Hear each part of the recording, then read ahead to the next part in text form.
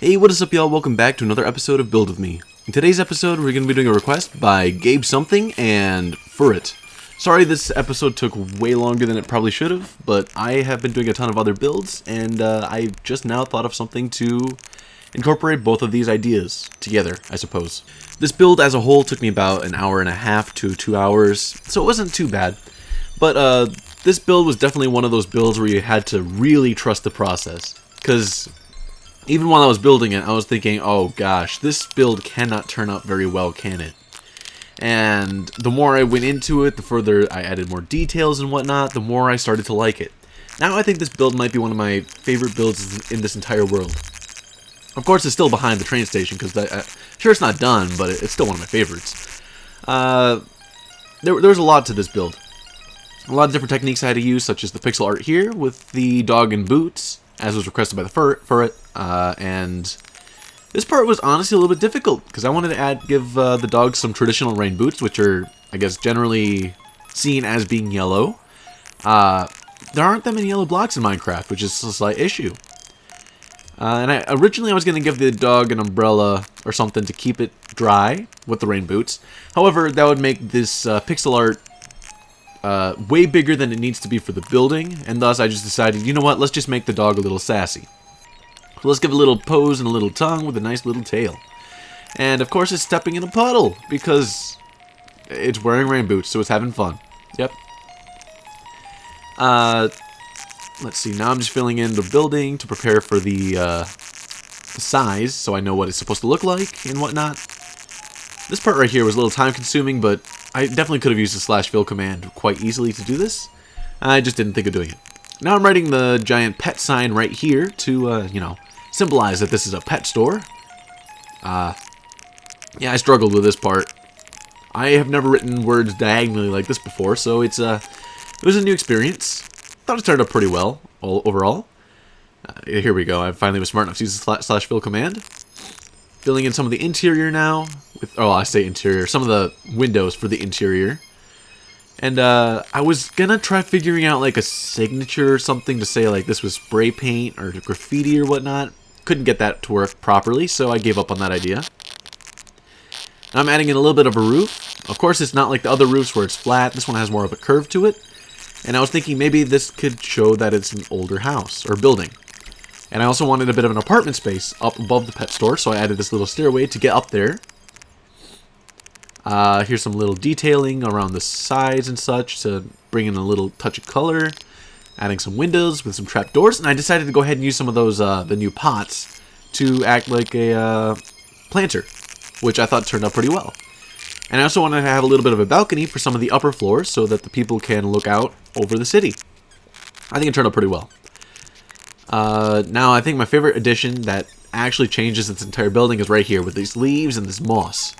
The moss and the leaves really change the way the build looks. Before, the build used to look really boring with being only brick. By adding in that touch of color with the green, it like brought everything together and made everything look more vibrant. This vibrancy really brings life to this build, and I really enjoyed it. Vines definitely are a pain to work with, but I just had to think about it a little bit longer just to figure out where the vines go and how to reduce what was making a mess. And with that, that's just the exterior pretty much done, and me moving on to the interior where I start building the pet shop.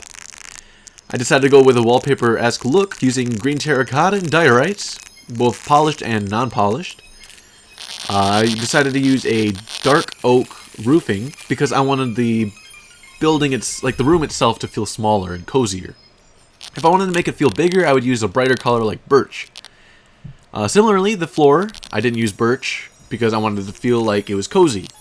I was originally going to use spruce, but I couldn't figure out the command and I was too lazy to do it, so oak works just as well.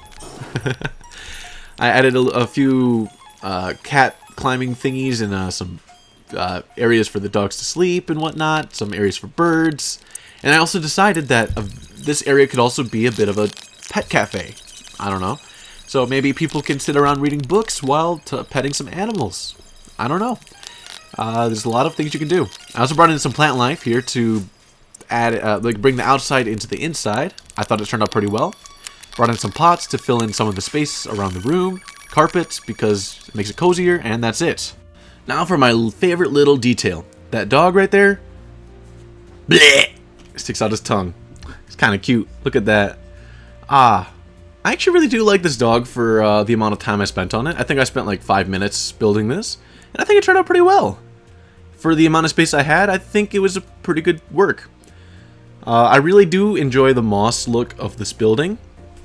It makes it one of my favorite builds of all time. Not gonna lie. But of course I have to add in a little bit more here and there to make it fit better and use some strings so it can't grow, because vines, I wish we could like use shears or something on the vines so we can stop them from growing or something, but this is kind of annoying. Right there at the window, I'm gonna get to that in a moment. Right here, look at that. Just gotta make sure this stuff doesn't grow. There we go. Adds a nice little splash of color, and it's pretty nice. Yeah, I'll put a little bit there. Yeah. Put some more here. That should be good. And yeah. Like, it looks really nice, but then the vines kind of just make a lot of extra work if you don't do it properly. But let's look at this from this angle here. I enjoy this. Look at this. Ooh. I love the colors. I love the way everything interacts with one another. Of course, bro, you can't be doing this. This is animal abuse. Come over here, boy. Let's grab one of these. Okay, and let's finish this guy off. Thank you. And I'll be taking you into the pet store. Let's go. Now let's get a nice look at the interior right around here. Once I close the... Oh, I didn't mean the trap door. These doors. Yeah, we got ourselves some... come on. Get on. Buddy, come on. Get onto the table. Please. Okay, thank you. Yep, there we go. We got ourselves some nice spots for our dogs to be in our pig pen down there in case anyone wants a pig. Now we got a llama. Some parrots and such. Plants. Pretty nice. Feels cozy. I like it. The way this area feels, just...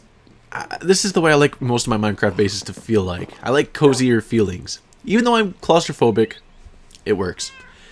Let's head outside now and look at this. Yeah, this is, oh, I forgot. I didn't do this part of the interior because that would take way too much time for me, so might as well just skip it. Maybe I'll get to it sometime in the future when I do it. I didn't finish the sides of the build in case I needed to do something else, such as, well, I'm probably going to add another building in there, so why do all the extra work when I'm going to have to get rid of it soon? Now we can go ahead and fix this. There we go. Yep. I didn't detail this part up here because I doubt anyone will be able to get a view from down below. The dog graffiti. Gotta love it. Gotta love it. I also didn't do this backside because I plan on adding a few billboards or whatnot for the trains so passengers can see this stuff as they go by. But yeah, that's it. Thank you for watching. Hope you enjoyed the video. If you liked it, hit the like button. If you like my content in general, hit the subscribe button. I do a lot of stuff like this, and I plan to do a lot more just like this. By subscribing, you let me know that y'all like this kind of content and you want to keep seeing more. Make sure to leave some more comments down below for what I should build next. And of course, hit the little bell if you want to be notified of exactly when I post an episode so you can be one of the first people to watch it. Anyways, thank you for watching. And of course, have a good one.